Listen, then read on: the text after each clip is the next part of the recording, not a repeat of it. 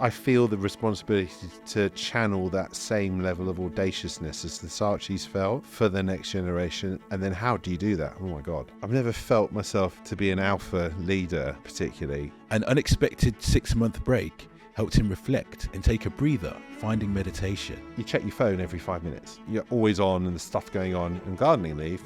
Nothing's happened. No emails. Nothing. You'll get like a promotion offer from F Pret or something.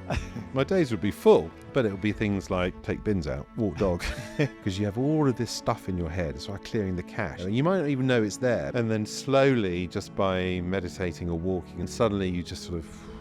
You then get to the day where it's your first day, CEO of Saatchi Saatchi. Walk us through that day. What time did you get in? Did you go there? I'll get there at 7:30. Look like I'm prepared. Get there late. I'm the boss. What's the first day like? Greetings, I'm Ashley Samuels Mackenzie. And I'm Charles Parkinson. And welcome to How I Became, where we unveil the unscripted journeys of inspirational figures. My name is James Denton-Clark, and this is how I became CEO of Saatchi Saatchi. If you enjoy the show, could you do one thing? Subscribe. Wherever you are, just click the subscribe or follow button.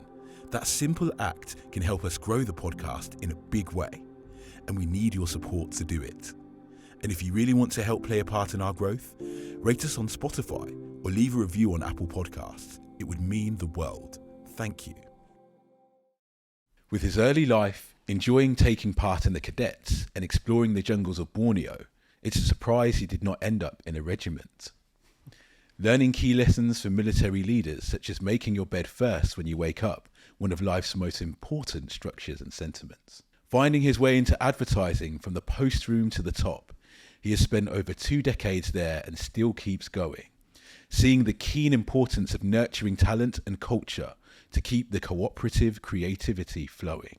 An unexpected 6-month break helped him reflect and take a breather, finding meditation, which can often be quite an awkward place to find oneself, when many only find that time when they retire from their occupation. So now he will tell you how he became the new chief exec in the agency party. Introducing James Denton-Clark, CEO of Saatchi Saatchi. Bravo. Nice words. Great. Yeah, very good. Do you do that for everyone? Yeah, you get one at the end as well. Yeah, framed, I hope. Yeah. I didn't know how we were talking about how to rhyme Saatchi. Saatchi, yeah. I didn't know until then how he's going to do it. Party, chief exec party, the new one on the block, you know. Yeah, you work work for that. Well done, good. So this is the story of how you became CEO of Saatchi Saatchi, the agency that needs no introduction. Come on, this is one of the most famous agencies in the world. As you put it, one of the most storied agencies in the world.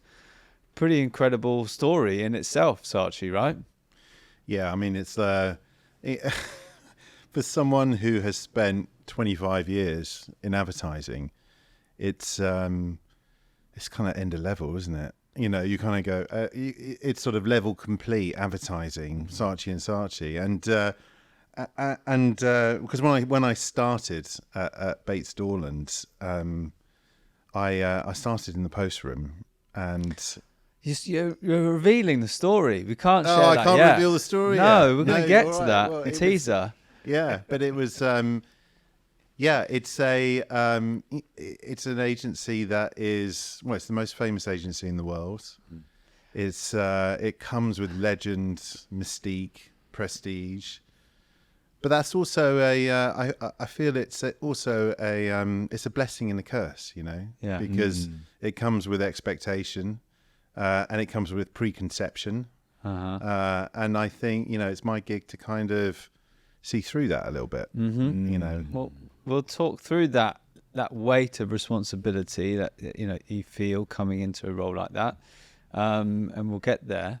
Yeah, I think there's. I mean, you can read books on Saatchi Saatchi, and one of my favourite stories is in the early days where they weren't as big as they are now, and they're inviting clients into the office, and they wanted the clients to feel like this is a big, bustling agency, but they didn't have very many staff. They weren't that big agency, but they got this big office, and then went out on the street and gave people like a $5 to come and sit in the office and pretend to work. Yeah. So when the clients came in, they were like, "Whoa, this place is popping. We need to bring our business here." And that sort of, I think, exemplifies the origin stories of Saatchi pretty well. I think one of the reasons why it's so storied is that you have to look at the brothers.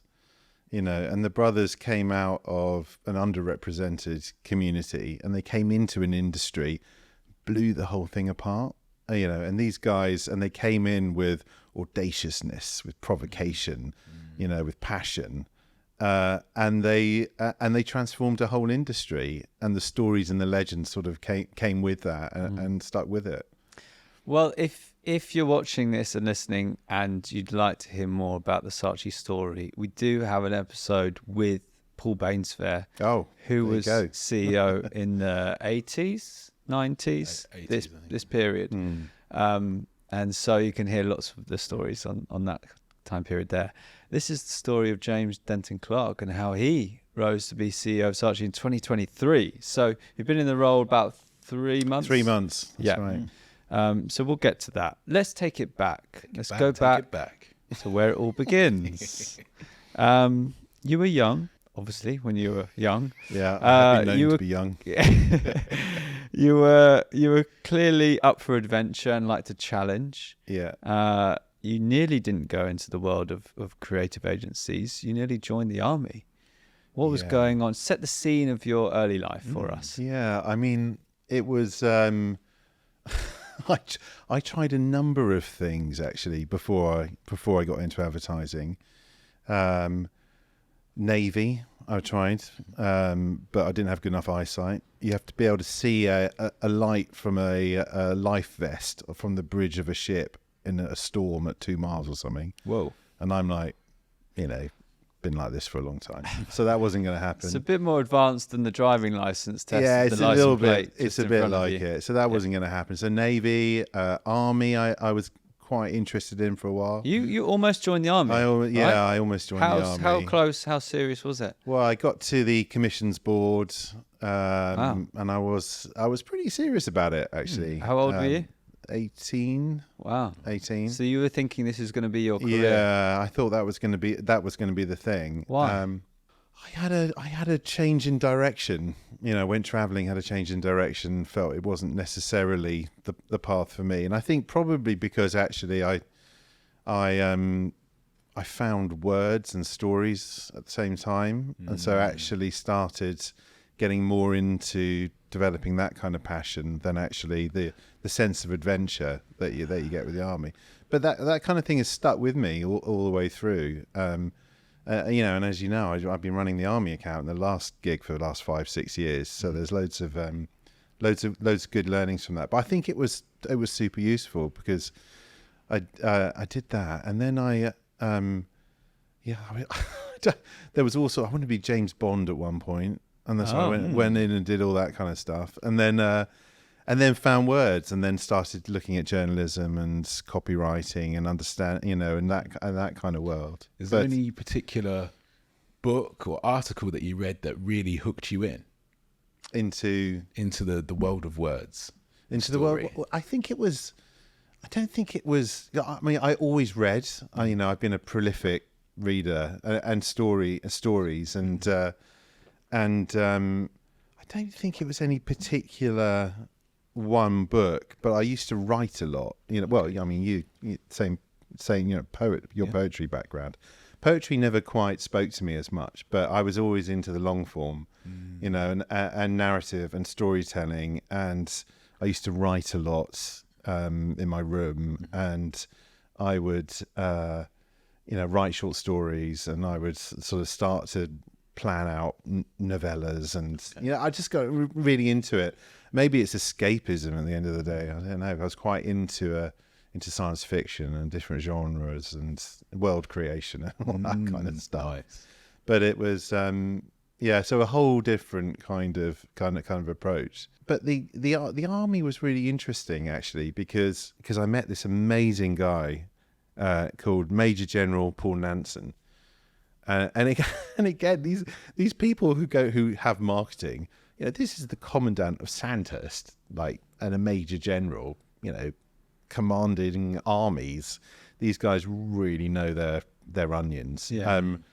And you speak to these guys, and he's actually written a book. He's left the army now, but he's written a book called Stand Up Straight. And I devoured it, but I devoured it. You guys should devour it. And he talks about the same principles. And what they do at Sandhurst is they go back to the basics, and they go back to the basics, and they teach people to get up in the morning, make your bed, because that's the first step. Get up early, make your bed. Then you've got one thing complete. You got a foundation. You move on to the next one. You move on to the next one. You move on to the next one. And I kind of think that's important when you're sort of trying to develop and do stuff that's quite difficult. You go, just make it step by step. Get your admin sorted. Sort your kit out. Yeah. Get yourself in a good place. You guys have researched this. Clearly you've written a poem about it. You're like you've done your legwork, and you got yourself sorted, and you're ready to go. And I think that's really important, and also lovely. I think it's going to be interesting looking at how that time in the army influences how you operate as a CEO and how you do what you do now, which is quite interesting. And there are 4 chapters to your life, which we're going to cover today, which I haven't mentioned yet.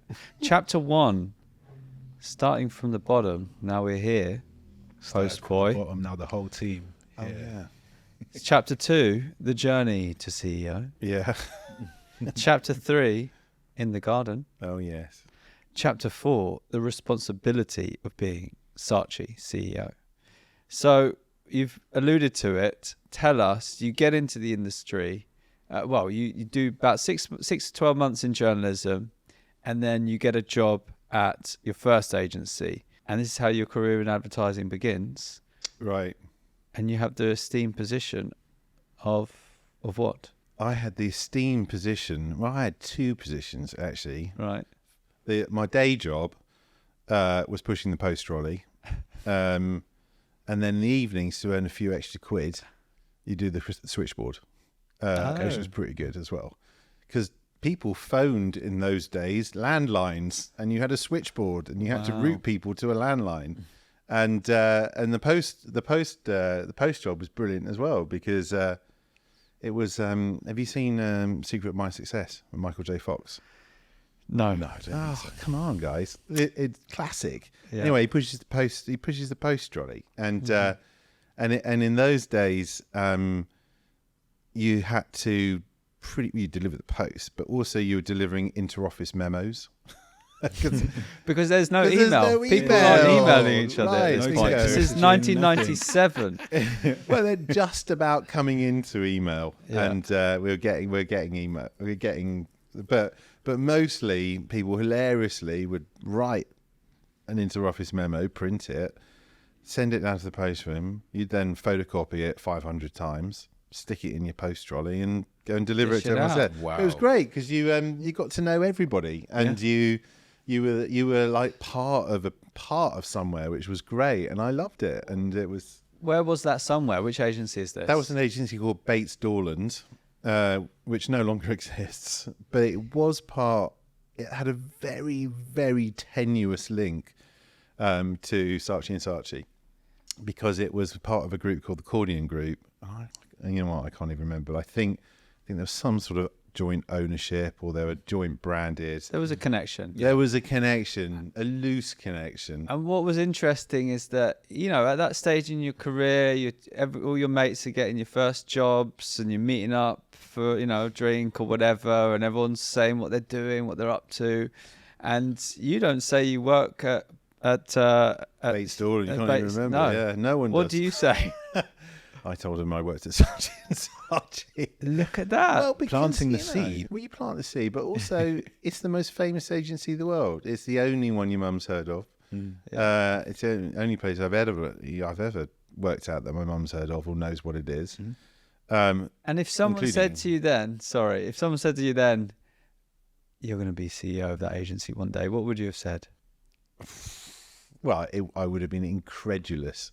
I just wanted to be an account manager on the Heinz account at that point. that was my ceiling. I was like, made it when I get there. You know, I mean, God, that was, you know, that was the day. You know, that was the days where account directors were, you know, godlike figures, and then anything above that, forget about it. It was just like, you know, like guys, people are sitting over there in offices, and then you push the post trolley into it. But you know, that was but I think there is a, you know, the underlying story around that is that even then, what was that, 96, 97, it was, you know, Saatchi Saatchi obviously it's a powerhouse. It's the mothership of British advertising. It's the one that people have heard of. It has done the audacious work with the Conservative Party. You know, it has put itself on the map, you know, through politics,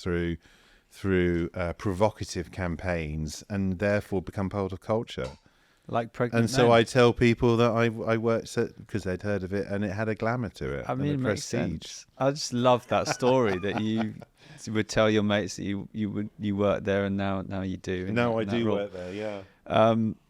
So tell us about your career journey up to the point of Karmarama. You work at a couple of agencies after your first intro. What was the pathway up to that point for you? How would you summarize that? It was networks, and especially in those days, that was kind of where the action was. It were big network agencies with big clients. It was, you know, all of the Madison Avenue kind of stories were coming through, and when you learned about advertising, you learned the Madison Avenue stories. You know, you learned the big persuasion-based metrics, awareness-based metrics. You learned how to build campaigns.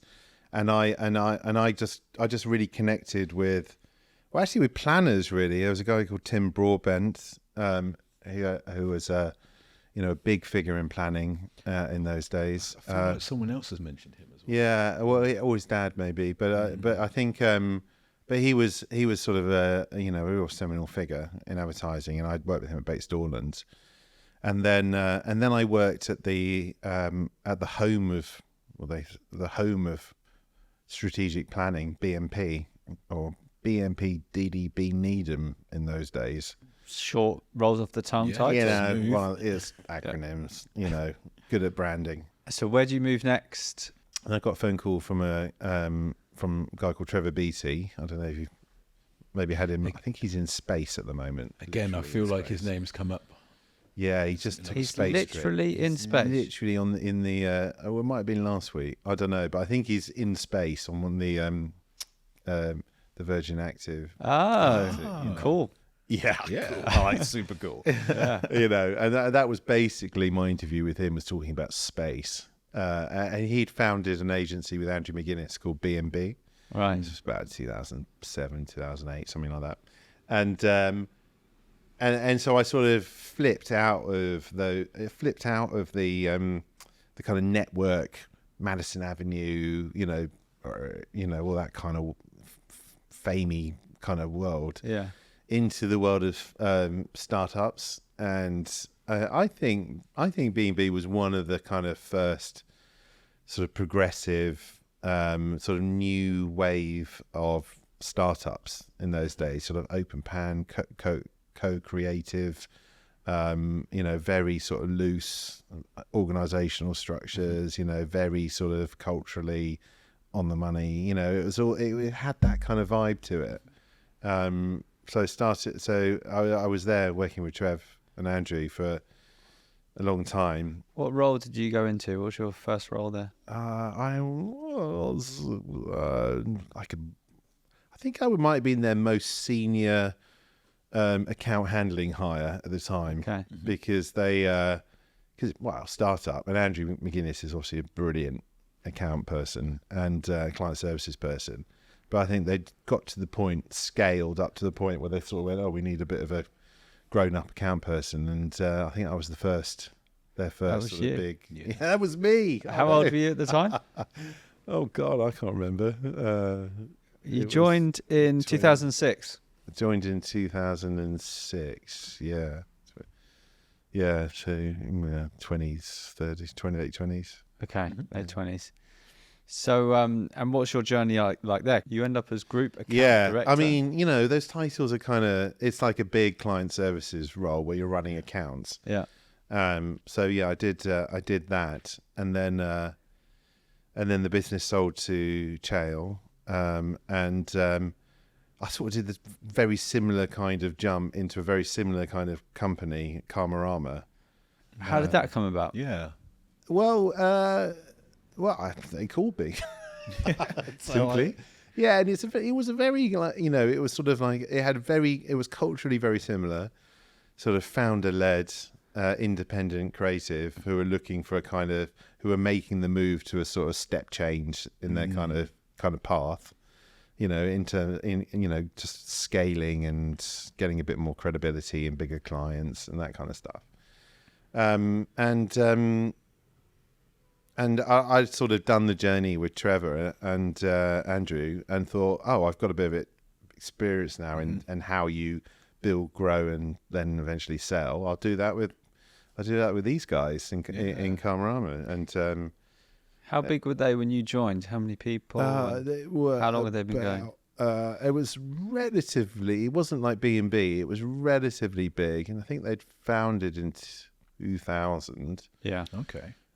So it would have been about 20, 30 people, something like that. You would later become MD and then CEO of this company. Yeah, I stayed there. I was a stayer. I stayed there a long time. 12 years? Yeah, and I became I was a partner in the business. Well, I wasn't in B&B, but so I felt sort of, part of that business and stayed for a long time. So your journey at Karmarama, you come in 2010. As a senior account person, and then you rise up to eventually managing director, and then eventually you become CEO of Karmarama, correct? What was the moment that you found out the CEO role was available and they wanted you to be it, and how did that pan out? You can talk to Ben Bilball about that one, but I think the most agencies, and especially independent agencies, it's a gang of people who are doing the work and running the business, and actually you don't tend to think about the roles or the who does what bit. It's the gang, and it becomes sort of at some point somebody will go, someone's got to do this job, And the people, some people want to do it, some people don't, but it's kind of in the gang, and it could be any of the gang who can do that kind of role. But you have to start thinking about, well, in this 5-6 person gang that's running this business, people have got different skills and different ambitions and like doing different things, and have different kind of mindsets and stuff. Some people like publicity, some people don't like publicity, but you need all of it. So it kind of takes all sorts to run a business, and it doesn't matter. Some of my old partners, won't go wouldn't do any of this kind of stuff. Podcast, video, interview. Exactly. But they're absolutely brilliant on the craft and the focus and the work and kind of stuff. Yeah. But you just need all sorts. You need different types of people to do that. And so to be the person that galvanizes everybody and goes, okay, well, look, I'll be the first amongst equals, or I'll be the leader of it. I think you could almost, certainly within independence, slightly different within networks, but I think it becomes apparent who amongst you can do that role. What, the CEO role? Yeah, because I think... Did you talk about it? Would you sit around a table and go, right, CEO role? Who fancies it? Should we draw straws? There's a bit of that because in a partnership, but how many of you were there partners? Well, by that point we'd actually sold the business, so we were in a bigger structured organisation, Accenture. Right. So 2016 is when the acquisition of Karmarama was done by Accenture, and you would then go into a role in Accenture as well as Karmarama. which is interesting. And this did feel like a big moment in the industry. I remember it. Ashley and I, we co-founded our production company in 2015, and 2016 came along, and they were Karmarama were bought, and it was the first real big moment where you felt like, oh wow, the consultancy companies are coming into this world of creative and advertising. And since then, it's happened a lot as well. And it was showing the industry that this creative side of things was going to be a core part of the consultancy's business model. Strategic value to the creative industry. I mean, it was brilliant, and what I love about this industry is that you make constant step changes all the time, and but even though the way that you do things changes, at the core of what we do, it always remains the same. It's always about creativity. It's always about storytelling, and it's always about creative and storytelling working together to grow brands. And you say it was exciting, but it was also for you, if we go into from your perspective going through this, it was a lot of, it was challenging from what it seems to go from being CEO of Karmarama and then rolling that into Accenture. And you described it as sort of feeling like, right, okay, go and be CEO of this new thing now, and it can feel a bit lonely, right? Yeah, I mean, it's because you're emotionally invested. So Karmarama, I was heavily emotionally invested in. Yeah, all the way through, and 12 years of it, and I absolutely bought the plan for the future of marketing, and I think it's right.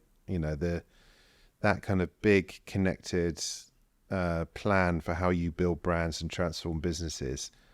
Absolutely, that's the future, no question. Publicists have nailed that, and that's the future. But when you're emotionally invested in a group of people and a brand, and this was my big learning at that time, is to say, well, rationally, this is the future, but emotionally, you're still a bit, oh, I liked that thing before. Mm-hmm. And what you have to do is you have to force yourself to lean all the way in and to just go, you know what? There is no reason why you can't make this the most amazing thing possible. And logically it's the future. So you just got to go for it. And so how did it work structurally? What were you, so Accenture by Karmarama, what role and what responsibilities and what's your remit at this point then in this transition? I'm then a managing director of Accenture, okay, which is part of Accenture Song. You kind of it's a big matrix organization, so you wear multiple hats. Yeah. I'm leading the creative agency, Accenture Song, Karmarama, but also being a managing director at Accenture. So, I think this was probably the biggest learning curve of my career, that 5-year period of doing that. Why? Well, because you know where you are with ad agencies and creative agencies, and there's a village, and you know the village, and you know the clients, and you know the work, and you just know how to do it. But to throw yourself into a big consultancy it's a complete game changer. Your world suddenly goes from that to that, and you get perspective, and you understand how business works, and you understand how global business works, and you understand how you can manage that global business. And I think it was the steepest and the best learning curve I've been on in my whole career. What was the difference between before going into this level of role about your perspective on talent and its importance versus actually going into it and being in that role? She spoke a bit about that when we spoke. No, it's before. a really good question, and I think that's one of the big things that kind of weirdly surprises you when you become CEO, because it's rationally that this is a people business, You know, you kind of know that, right? And you go, yeah, of course, it's about the people and it's about the work, you know, brilliant.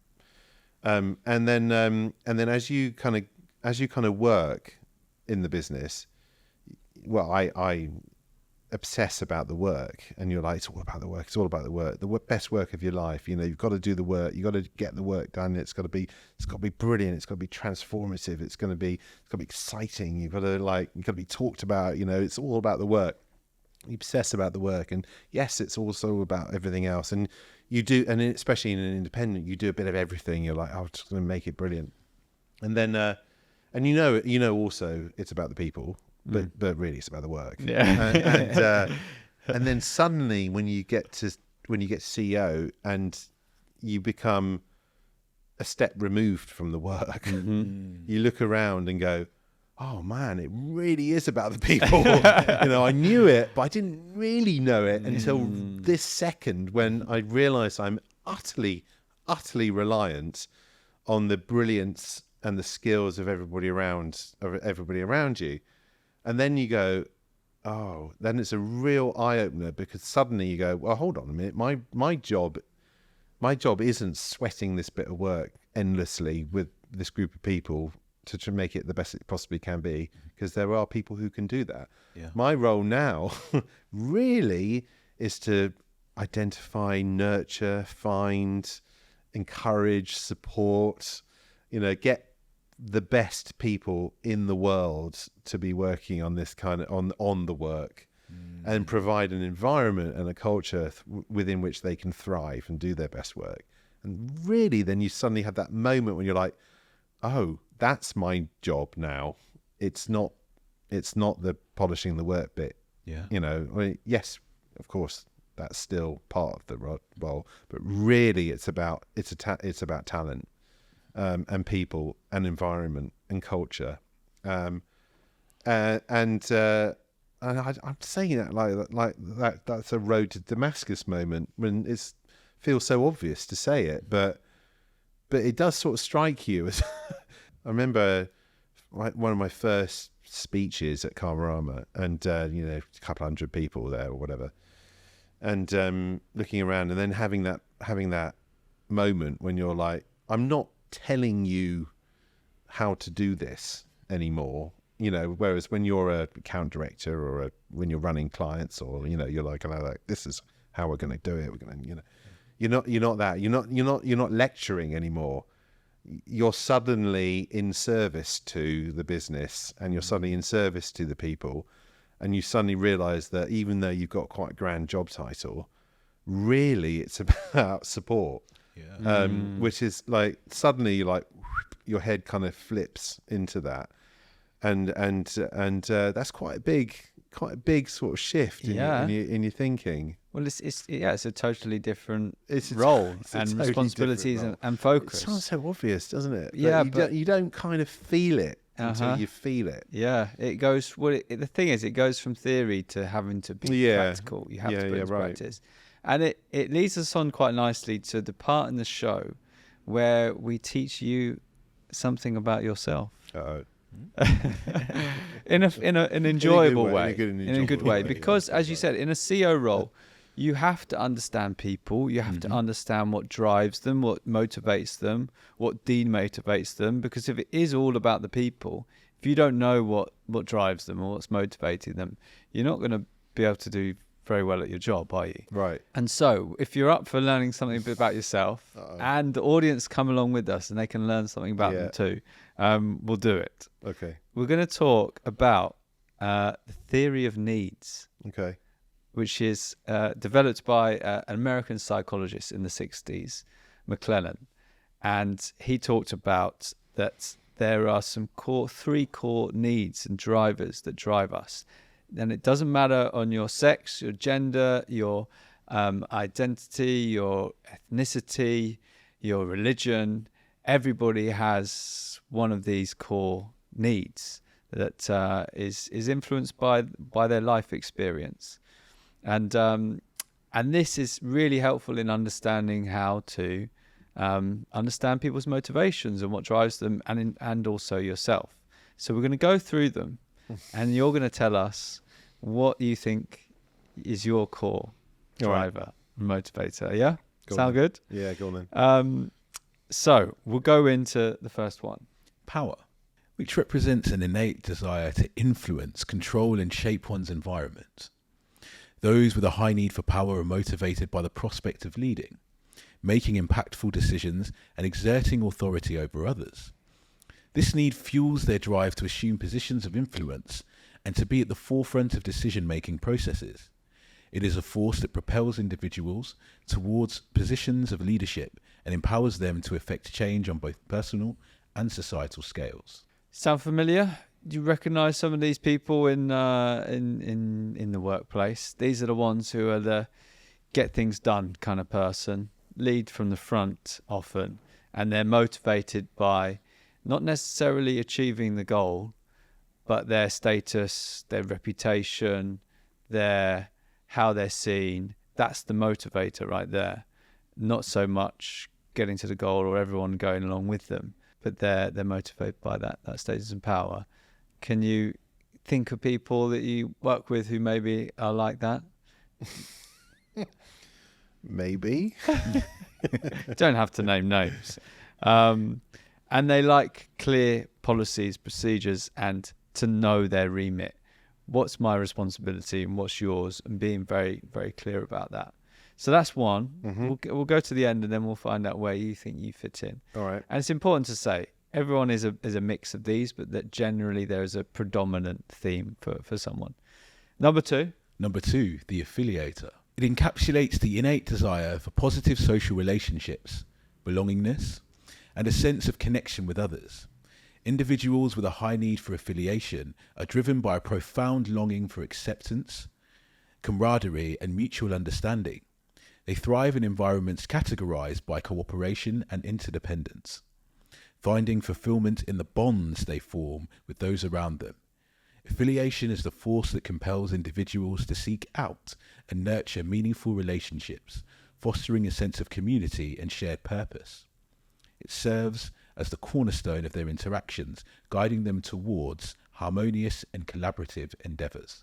These are the people, the ones that like get the whole team feeling good and just want to make sure everyone's happy and along with it. But the weakness of these people can be that they will either not achieve the goal or delay, not get the project done on time, just to make sure everyone's happy and stays a part of it. So again, great people for the team, for that morale, that feeling like they're part of the company, like you said. But that can be the weakness as well. Number three, the achiever.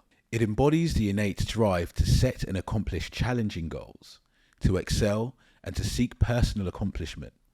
Individuals with a high need for achievement are categorized by their thirst for feedback, their preference for tasks that demand a moderate level of difficulty, and their strong sense of personal responsibility for their successes and failures. Achievement is the impetus that compels individuals to strive for continuous self-improvement, to push beyond their comfort zones, and to pursue excellence in their endeavours. It serves as the driving force behind their pursuit of mastery and their unwavering commitment to realising their full potential. The achievers, the ones who are great in a team where there's an obstacle that people think they can't get over, and they're like, okay, this is my moment, this is what I'm here for. And they're like, we're going to do it, and this is how we're going to do it. They're like the ones who have the checklist of what they're going to do today, tick it off. They're going to set out a strategy of how they're going to achieve things, but can be seen by the rest of the team as he's going for this goal no matter what. And if I'm not up to standard, I'm going to get cut, and maybe a bit insensitive to people's feelings. But they will also be the kind of person to organise a meeting and leave certain people out if they don't think they're going to be good enough, which an affiliator would never do. So now that we've laid out power, affiliator, achiever, where do you fit? What's your predominant motivator, driver? I don't feel like any of them, or maybe all of them.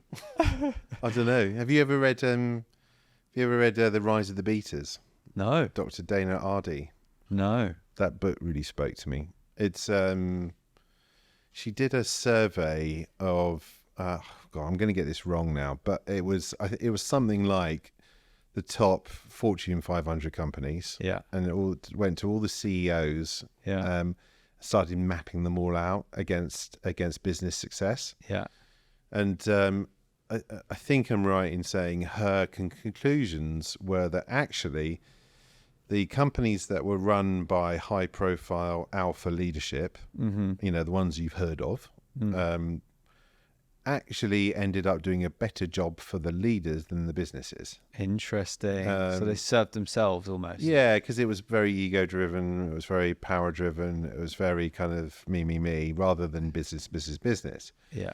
And actually, the ones that performed better were the leaders that displayed more beta characteristics, because they thought business first rather than ego first. And her conclusions were that actually there was this rise of the betas.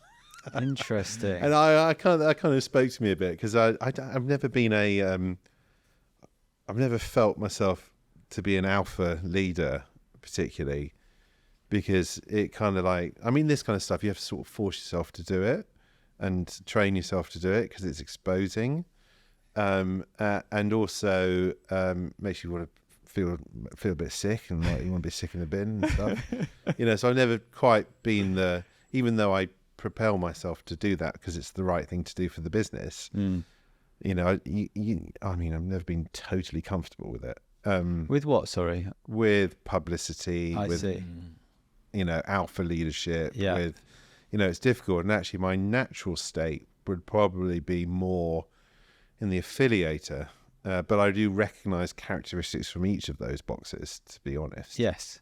We are a blend of all of them. We're a blend, but if you predominantly probably the affiliator. Why do you say that? Because I think that's how businesses. I think that's how a modern business needs to be run.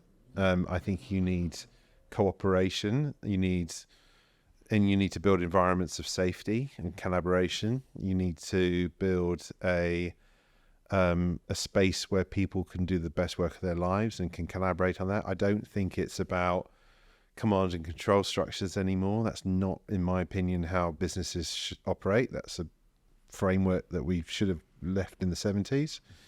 I think the modern interpretation of the corporation is kind of twisted, and I think actually a more meaningful way of getting to the work is through collaboration, and I think that by definition that therefore requires you to work better as a team together to solve goals, and I think you need to create an environment where people enjoy coming to work and enjoy what they do. Dan Pink always talks about mastery, autonomy, and a sense of purpose as a key motivators for the creative industries, and I kind of feel that's right. It's like you got to give people what they need in order to motivate them to do the best work for the clients, and that's not about yelling at people to do stuff. That's just not how we operate.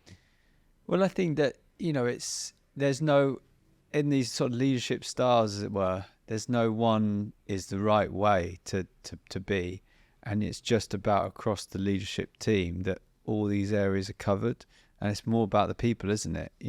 People need to feel a sense of belonging and that they're part of something, and whether you're that kind of person as a CEO or not is okay, as long as someone is covering that aspect. Right. You could have a CEO who is a power person, which can always seem like a negative thing, but it can be done in a very healthy form. You could have a power person leader who is very much the kind of strong out there, we're going to go out and achieve this, and people can be inspired by that. And like, okay, great, we've got someone at the head here who's strong, clear, knows what they want, decisive, and that can work great. In another company, what can work equally as great is someone who is more of an affiliator, and people feel like, wow, this CEO really cares about us, and he cares about us being a part of this, and he cares about how we are as a community, and he wants to come and sit down with us, and he has an open door policy, and that can be really great too. No one is well. I think it's. I think it's not as binary as that, because one of the key roles of a CEO is you got to make the decisions. And you've got to place the bets. We're going this way, you know. But my argument would be, we're going this way doesn't come from, I think it's good with it about this. You know, this is my vision for it. I'm going this way, because actually, there are a lot more sort of smarter people in the company. Yeah. You know, there's people who are like much more creative than I am, much more strategic, you know, there are brilliant people in the company. I don't feel like alone I can make the decision, but getting there, we're better together. We're definitely better together. And actually, for a marketing and a creative company, I think that is the best way to get to the best work. Look at American sitcoms. You know, in the old days, you used to have this kind of tortured artist in the garret kind of approach to creativity, didn't you? You'd go like feed in the brief and some food and come back in 3 weeks later and here'd be a beautiful thing, you know. But I think, and there is role for that, and people do work like that still. But actually, to build modern, influential, creative campaigns, you need different thinkers, and you need people who understand content and the new platforms that are coming up that I don't necessarily are as connected to anymore. You need the strategy. You need these different kind of thinkers in order to come up with those answers, and you can't do it on your own. You need the American sitcom 30 writers sitting in a room going, what about this? You know, and cracking jokes. And I think inevitably there's a blend, and then inevitably somebody's got to go, it's that, and we're going that way, let's go, for sure. But to get to that point, you know, it takes a lot of people to do that, I think. You're absolutely right. I think that decisiveness can be across all those leadership styles, but it's like the core motivator behind those decisive decisions. Is it about me and myself and how I will be seen as a CEO Indeed. if we do this?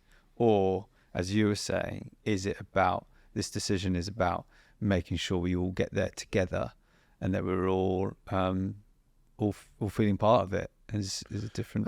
Kind of. I think I understand that there's a underlying personal motivation where you kind of get to. Yeah. I feel as though, tactically, yes, you need to be the one making the decision and saying, come on, we're going that way, guys. Everyone follow me. But equally, I kind of think that the motivation has to be what's right for the business first and foremost, and only. That's the only main motivator. Whereas I think where the affiliator kind of gets to is it's got to be right for the people. Yes, it does, but it has to be, as the CEO, you have to do what's right for the business, and what's right for the people is usually what's right for the business. But in that order, and then what's right for me comes way down the list, as it turns out. But I think if you are, in previous generations where you'd sort of flip that, and those alpha leaderships would probably do what's right for me rather than what's right for the business and the people. So I think it's about getting that order right. And at the end of the day, you know, trust in you, be authentic. You know, I think enough people have placed their trust in me over the years to get to this position. You must have done something right.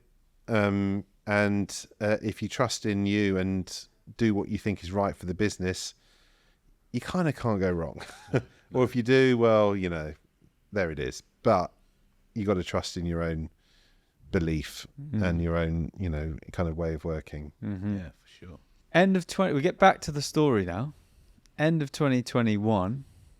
You've been with Accenture, Karmarama since 2010. So you've been there 11 years. You know everybody. Everybody knows you. You know if your printer stops working, who to call. You know your route to work. You know the good places nearby. And you've got a home there, right? Yeah, Saatchi's only about 100 yards away. So that's not going to be a problem. No more than same sandwich shop. That's funny. What I'm getting to is an opportunity arises. Yes. Walk us through the origin story of when you first heard about this Saatchi role. What happens? Well, it was a role that's been in discussion for a while. Why'd you say that? What does it go back to? Just because of the people involved. I know the people who were involved at Saatchi's and Publicis Group for a while. So I see. It's been a sort of a conversation that's been had for a long time. But I think that really the sort of key point here is that. It goes back to pushing the post trolley, saying I worked at Saatchi and Saatchi.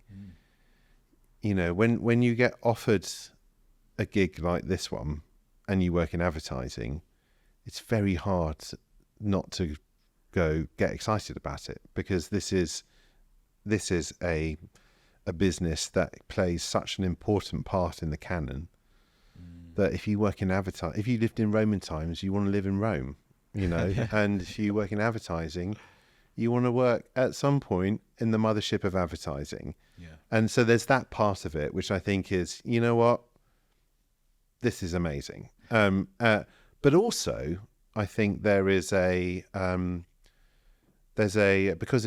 is a part of Publicis Group, Publicis Group is doing amazing things. And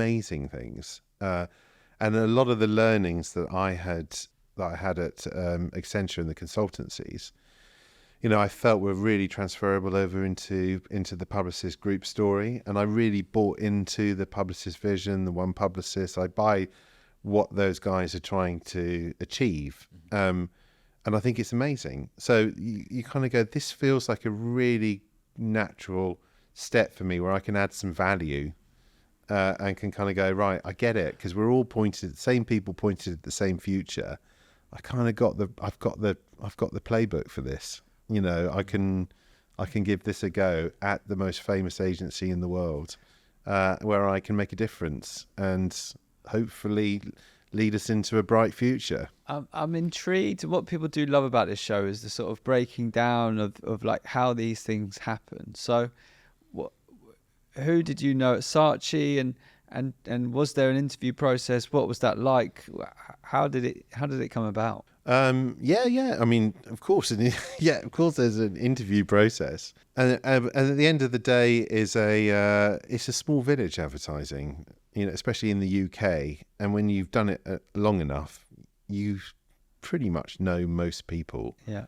So actually, it gets to the point where you kind of know what the right roles are, and you know what shape is right, and you know the people, and then you go through the process and stuff. But predominantly, it's a relatively anyway small village. So for sort of CEO roles, I think yes, there are consultants and headhunters and all that kind of stuff that help with it. But ultimately, it comes down to what you've done, the kind of person you are, the reputation, whether it's a good cultural fit, whether the business wants to go, all of these things suddenly come into play. And you might be a brilliant operator, but you might be totally wrong for a particular business, and that's fine. When you get to that kind of thing, it has to be the right culture fit and the right fit for the future of where everybody sees it all going, and that kind of matchmaking at a really senior level is different. It really is matchmaking, because you've got to think about the casting and the people and and it felt right for me when I was meeting the guys and the team and the. So do you remember the day you got the news that you were being offered the role? I do remember the day. What did you think? Did you get a call? Did they bring you in and meet you, or get an email, text? Yeah, no, I got a snap and it was fine. No, I didn't really. It was no, we were out. I mean, it was sort of old school. It was we were out and it was congratulations and all of that kind of stuff, and it was How brilliant. did you feel? Well, I felt quite drained.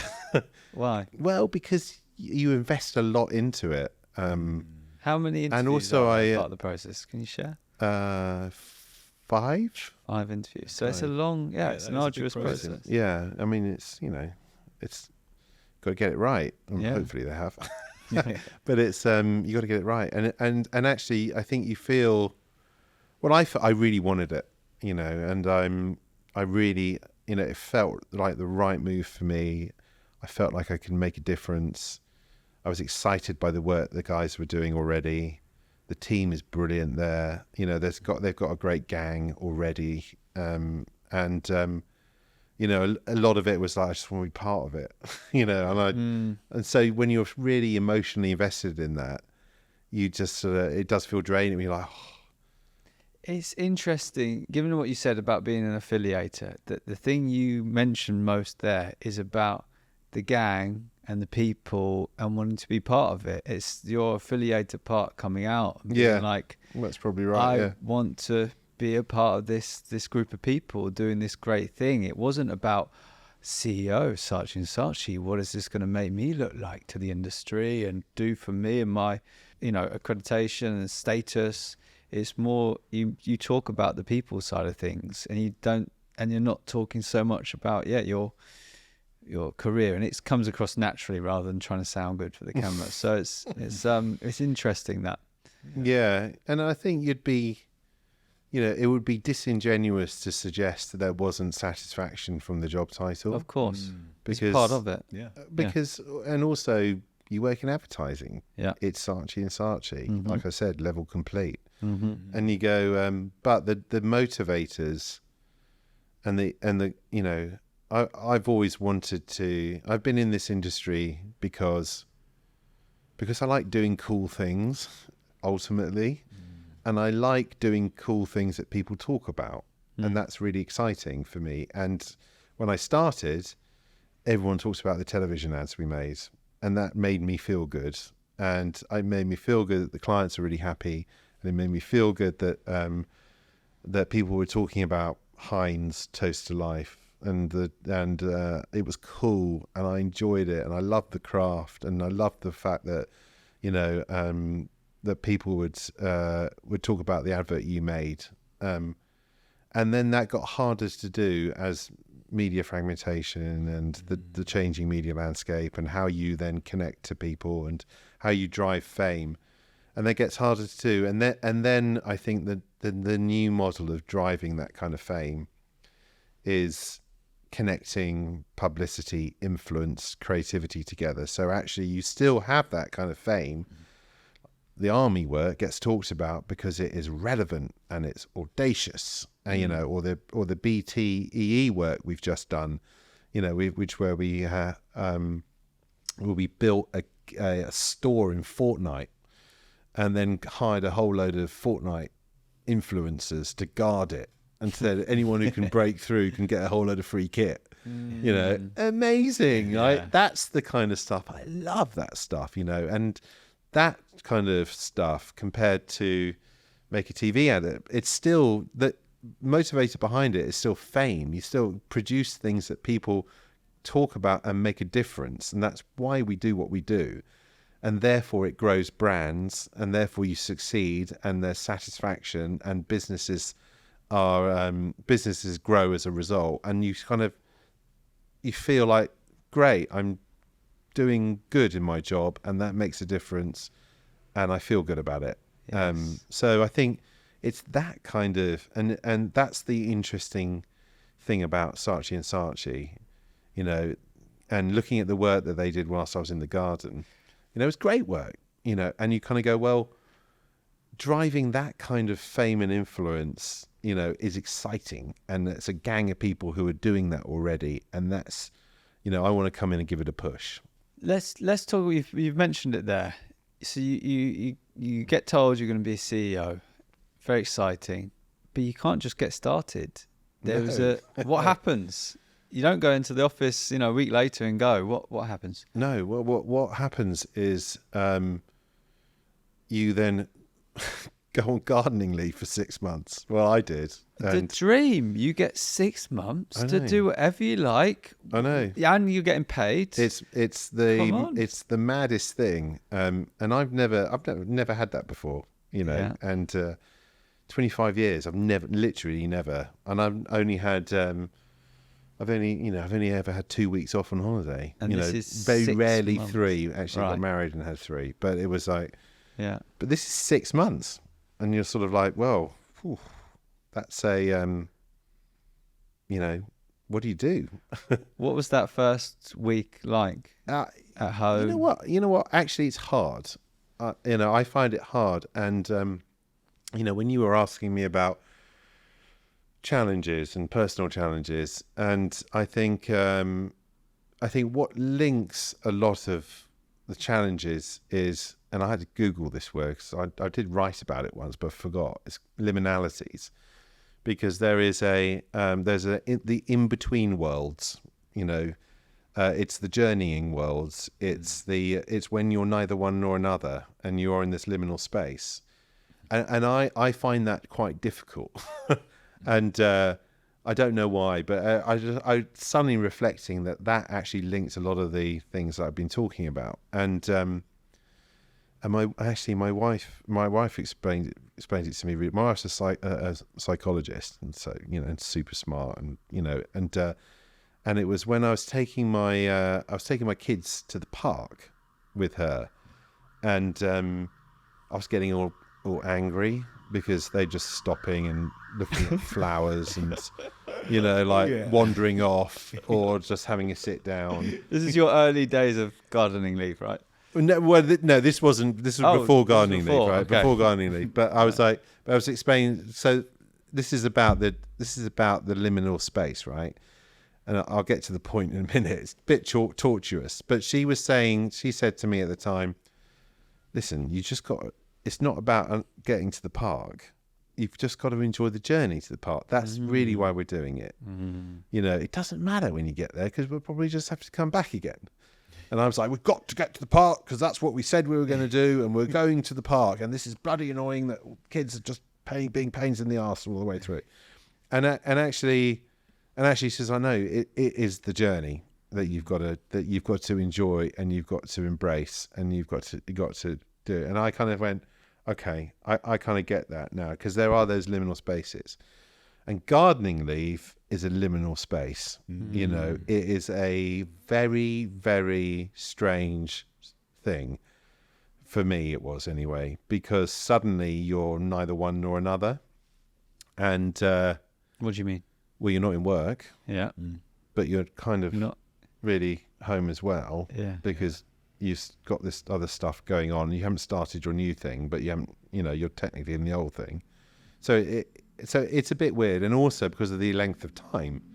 Because like when you're on holiday for 2 weeks, you're in holiday mode, doing holiday stuff.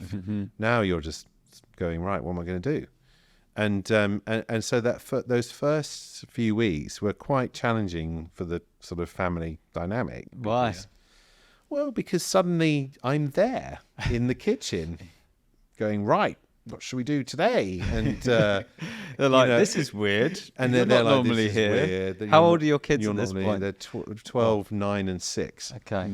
And they're like, this is weird. What are you and doing obviously here, my wife Dad? is like, this is weird because it's a different dynamic, and we've got to get used to this, and this is odd. And suddenly, because I'm taking my share of the household kind of work, which is significant, obviously. And so trying to switch from one to another's not easy, and I think I had to go through quite a lot of, and also, by the way, the weirdest thing is you live your life because you're so conditioned to work that you run your life like you do at work. In what ways? Well, so like you check your phone every 5 minutes. Yeah. Because like, you're always on and got stuff any going on. emails, things to reply to, You got to, that's what you do. You check your phone, literally every 5 minutes you're checking your phone. And then you check your phone, and then on gardening leave. Nothing's happened. No emails. Nothing. Like nothing. Like you'll get like a promotion offer from F Pret or something. You're like, all right. And that's weird. so that is a moment. And then and also because you live your, well, I do anyway, I live my life through my calendar. Literally, I have to put everything in because otherwise there's so much going on, I can't process it. So I found myself doing that on garden leave. But then, so my days would be full. But it would be things like, take bins out, walk dog, clean coffee machine. Put it in your calendar. Take the bins out, walk the dog. That's hilarious. Because you're just so conditioned to it, and so there is like quite a lot of adjustment to be done. But, and this is the amazing thing. I think there is a moment in the middle of that where and actually I had to focus on home a lot more than necessarily we would have done because various personal reasons, and so I was spending a lot of time at home doing the home work, but it also meant that I had a lot of time doing things like walking the dog and a lot of time alone. And because when the kids, you're doing the household stuff, you're doing the kids at the shoulder times of the day, then you have a time to walk the dog, and I've never had time to walk the dog before or just think. And actually there was an amazing kind of thing happens, and it's a bit like but not really like second week of holiday when you finally start to relax. But not like that at all. This is like after a month or two. And you have so much stuff in your head that suddenly being forced to just concentrate on other things or just to walk for 2 hours every day, it suddenly like clears the cache in your head. And I find that amazing. And it's very, there was this guy, I think I was telling you about it, the guy that wrote about it in The Guardian. He did a bit of a Forrest Gump, went for a walk and ended up doing it for 7 years. But he said it's like, it is a meditation, and it's like mental weeding, because you have all of this stuff in your head. It's like clearing the cache, and you might not even know it's there, but you have all this stuff. And then slowly, just by meditating or walking or whatever it is, or staring, Mark Bukowski's got a TED talk about staring at the wall, which is brilliant. You just got to stare at the wall sometimes. And then suddenly you just sort of, it's like mental weeding. It comes out of your head. And so you were doing this. And you do housework, and I was doing housework, and I was looking after the kids and doing what I could, not brilliantly, but as well as I could, but also doing things like just walking the dog and taking a moment, and actually you get to a spot about halfway through my gardening leave, people were, but what's changed? Something happened? And I'd be like, no, but my voice had changed. You get a bit more zen about everything, and people were there were physical differences. Really? It's so weird. Like what? Well, just in the way you intonate and the way you speak and the way your voice changes and stuff. So it was actually incredibly mentally refreshing to take a extended period, and I know that is a luxury that most people, and in fact I never had it before, you can never experience. And actually, a lot of people will then go traveling or do this or do that, but I couldn't do that. So I did this, and it was amazing. It was amazing because you just feel so. Well, I mean, I'm saying this like I'm a convert, but people have been talking about meditation for thousands of years. But it was essentially a kind of form of meditation, and that was reforming of self. Because you get rid of everything, and then you reconnect. Yeah, and also you focus on things that are important. So you really all you're focusing on are the children, your wife, my wife, my children, the households, getting the household right, and then, because there isn't all this other stuff. Yeah, and as a parent as well, like when there's so many other things going on with work, objectives and whatnot, sometimes like looking after children is like, it's an objective as opposed to a time where you can kind of connect with them, if that makes sense. Yeah, that makes perfect sense. And I think I've come out of this period, and again, it was there's an adjustment period, you know, where everything goes a bit mad, you know, but then when you come out of that, suddenly you find a rhythm, and you mentally, and you've got a rhythm within the household and the work you're doing in the house. And actually better connections with my wife, better connections with the family. Suddenly that's incredibly important, and it's something which hasn't had the focus that you give it when you are 100% focused on providing, because you're working and you're providing, and that's how you show that you care through provision. Whereas actually when you don't focus 100% on that, it's a complete, you know, and so as I say it seems so obvious. But I think often in life the most profound things are the most simple. Most simple. You know, when you really boil them down, they are very simple, but it's our busy minds and whatever that complicate things. But reality, it is simple, like just going for a walk and focusing on the sounds of the feet can make a transformation in your life. And as you said, it sounds so simple, but you know, if you do it, you realize how profound it actually is, which is quite fascinating. And I think, you know, the challenge then is how do you, and the opportunity is how do you capture some of that into going back into work? Well, that is going to be one of our questions. Well, I bet, because it's not easy, because you go straight in. Let's come back to that. Okay. Let's talk about going straight in. So you have your 6 months garden leave. You then get to the day where it's your first day, CEO of Saatchi and Saatchi. Walk us through that day. What time did you get in? What time did you go there? I'll get there at 9. I'll get there at 7:30. Look like I'm prepared. Get there late. I'm the boss. What's the first day like? Well, I get in early, but not because of any kind of, you know, like alpha-y thing. My rhythm works better in the mornings.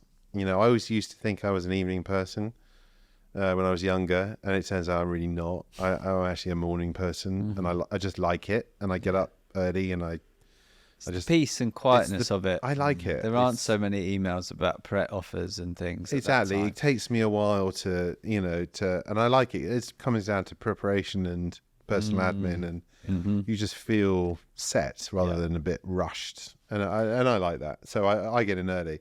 So walk us through the day one. So day one is, you probably haven't been to the office. We haven't been to the office. No, not yet. You're very welcome to come to the office. Thank you. Come down. But there are symbols. There's a symbology which kind of gets you a bit. And because Saatchi is, I don't know if you probably don't know, but it has a philosophy and a relentless spirit to it, which is embodied in this sort of phrase, nothing is impossible.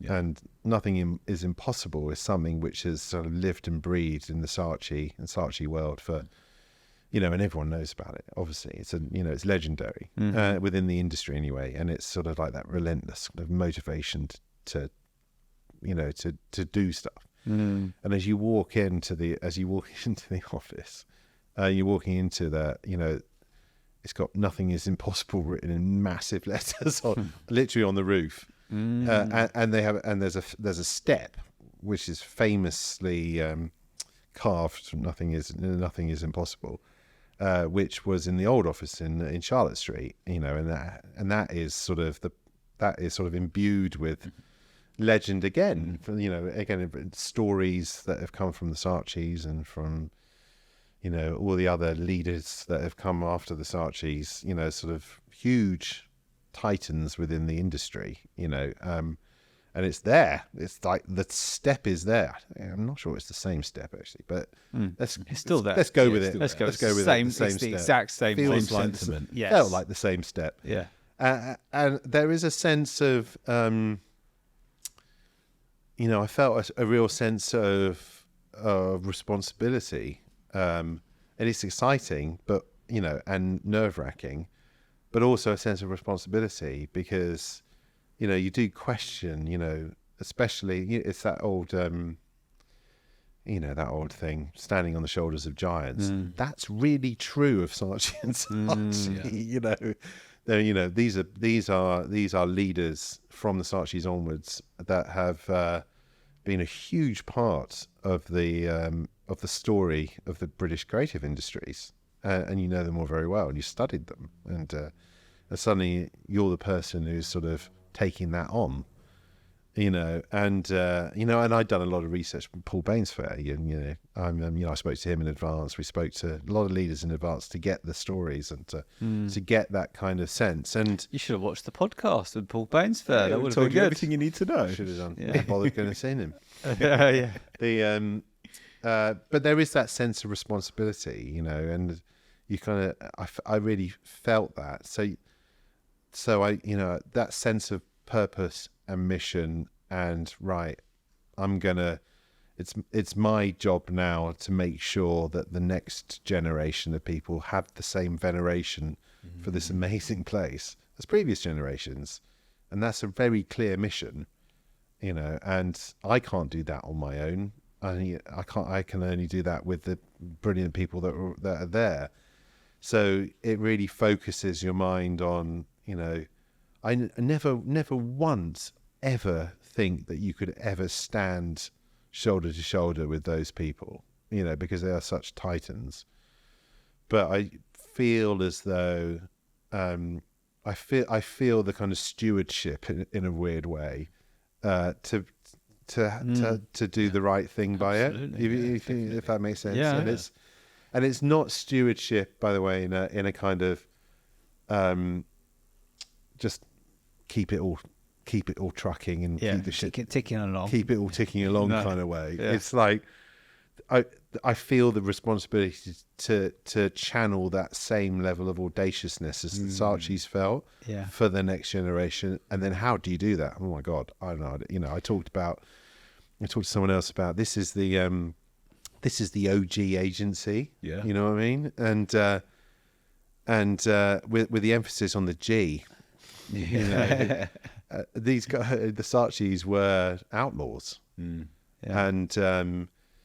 how do you take that spirit and that bottling and make it appropriate for the new world, for brands in the new world, and that's the mission. I want to. People often talk about what they do in their first month as CEO, and what was, so I want you to sort of break down what you did. You come into CEO Saatchi. What does that first week, month look like? What kind of things are you doing? So that someone who's not been a CEO but maybe is about to can learn from you how you did it. So you walk in with expectation from CEO books, right? And the CEO books all go 100-day plan, 100-day plan, and you've got to have a, move fast and break things. There's an expectation that we're all agile these days, and actually 5 years ago we were all moving fast and breaking things and building things and doing that kind of stuff. And I walked in. Actually, someone else gave me some advice, which was, "There's no rush. Don't rush this. And really, I sort of took that to heart. I don't feel the need to break anything. I'm going to move at the right pace. It's going to be considered. It's not going to be in knee-jerk. We're not going to do agile methodology on the company, which is doing well and doing brilliantly well. But yes, there will be some nudges, and then we're going to make some changes, and we will shape it in the right direction. But there's no rush, and so actually, my 100-day plan was do nothing. No, that's not strictly true. I've not done nothing, but I've done we've done a discovery period, which has now come to a period to. This now comes to. We now finished it last week, and this is a discovery period. I actually wanted to call it introspection, but everyone said that was not dynamic enough. So we called it discovery. But it really is introspection, because it's an opportunity for me, for everyone, just to get everything out and look at stuff and look at the secret cows and talk about things and look at the future. And I commissioned some research external to have a look, and culturally, what were they looking for? What did you set them to look for? Well, everything. So cultural questions, how's everyone feeling, where are we going, what products have we got, how does the environment fit, everything. Just look at everything. It doesn't matter. Some things, look at the strategy, look at the work, look at everything. And we did work, we've chunked it down into different work streams, like environment and credentials and all that kind of stuff, just to make it easier. Doing sort of one-to-one surveys for the whole company and external surveys, talking to people from outside. What's your perception? Just to get it all out there. And actually, that's been brilliant, because we're all busy on the day job, but giving it a bit of time to understand what's going on. And also, by the way, the other big learning for me is, even though I sort of came in and was like, right, I'm not gonna just go in and change everything, because it doesn't need changing. And actually, the CEO books aren't necessarily up to date on all that kind of stuff. I feel so. You still have a bit of a you need to make impact. But your mind changes all the time, and it takes time for your mind to change on that stuff, and it takes time to work with people. And it takes time to look at the clients. And it takes time to look at how the work develops. And it takes time. This stuff takes time, and it needs consideration. And as you move through a decent period of time, your opinion changes on so much stuff. So, you don't want to go in and change everything, or do this or do that, or I think that's the wrong thing to do. So you've just gone through a period of discovery, data, and understanding what the lay of the land is. But also collaboration and cooperation. So getting people to not only discover, but to then add a lens for, if we were going this way, what would that mean for this thing and that thing and that thing and that thing, and coming up with ideas. And actually being the people that work with Saatchi and Saatchi, my original idea was, let's just do discovery and just get it all out there, and then we'll focus it around some ideas, and then we'll iterate. But everyone just went straight to ideas. It's an ideas company. Everyone's amazing. And that's been great. They go, we did all this sort of stuff, but here's some brilliant ideas. So we've got a brilliant list of ideas now that we can sort of start to execute. But I think don't do the move fast, break things stuff. Yeah. I think, have a 100-day plan. Sure, that's the law, isn't it? But don't feel the need to be rigorous in making changes or transformations that may not be necessary. Yeah, that may not be necessary, definitely. So yeah, speaking of not breaking everything, Saatchi has some amazing things for new talent in the industry that were there as you came in. You didn't come in and go, right, we're doing it my way. And what are those things? Saatchi Home, got Saatchi Upriser. Tell us about these amazing initiatives that are helping talent into the industry. Yeah, I mean, reflecting on my story, I think one of the things that I'm really conscious of, that I've been quite fortunate in a lot of the opportunities that I've had in order to get into the creative industry that actually I love. And so even before... Why did you say that? Because I come from a position of privilege, and that gives you certain opportunities for travel, and it gives you opportunities for work experience, and so there's lots of reasons why I've been very lucky to be able to go on the path I've gone on, and I really care about the creative industry and getting trackable pathways into the creative industry, which isn't really as clear as it could be. The government at the moment has got a big push on STEM, but actually there is I'd say a creative crisis going on in education, which means that a lot of young adults and kids don't necessarily consider the creative industries as an obvious or acceptable path for them. And so actually before I joined Saatchi, I did a lot of work with the National Citizen Service, NCS, around trying to encourage young adults to experience adventure and also life skills, and it's a really great program. I also do I work with the world's largest creative university, one of which is the SAE Institute. Wow. It's cool.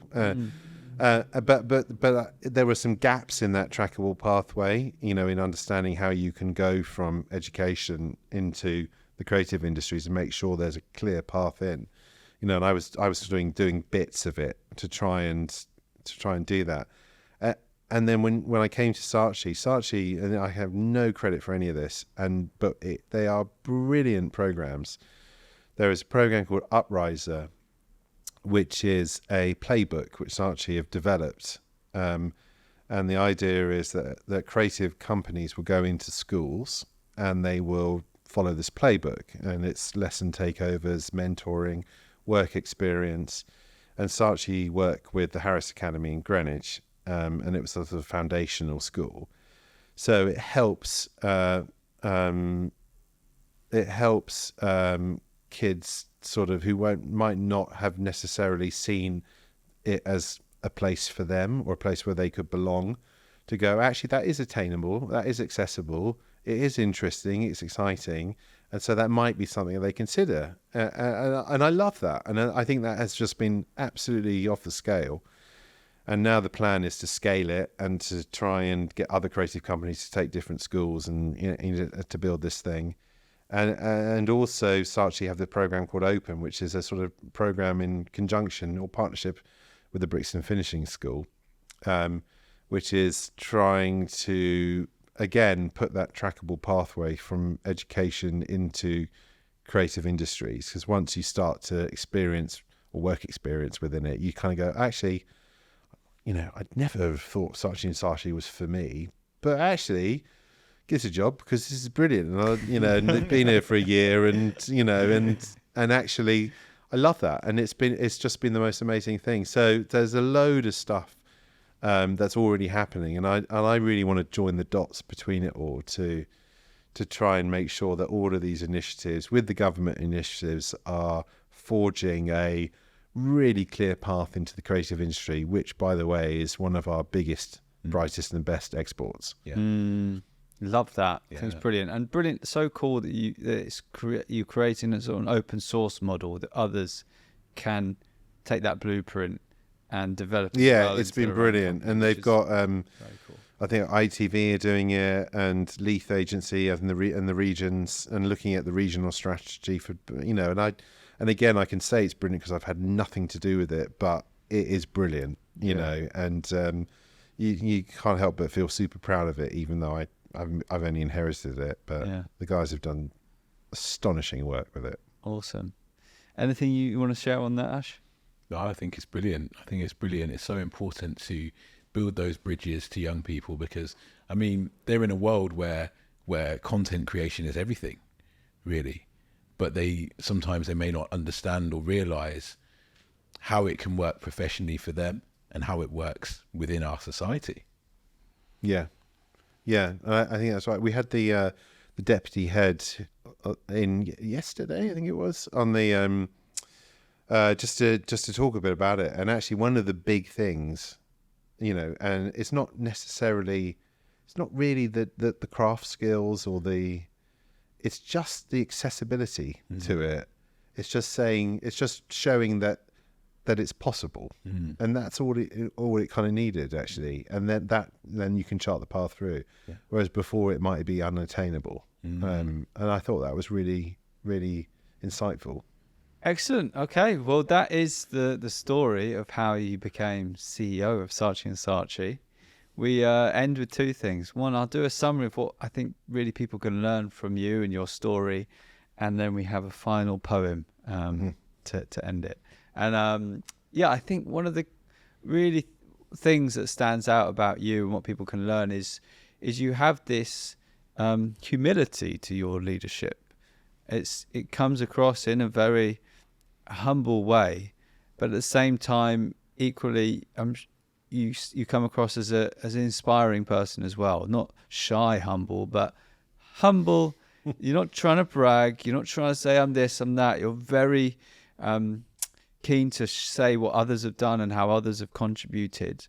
But if someone's just to look at your LinkedIn and your career, you know, rising up to MD and then CEO of Karmarama, Accenture comes and buys, you become CEO, then being asked to be CEO of one of the most storied, famous agencies in the world. People could look at that and go, whoa, he must be like a real, you know, authoritative leader, trailblazing through his career. But you're a very calm, humble, considered person. I think these are That's great thing, right? Attributes. They are great attributes. I think it makes people feel safe.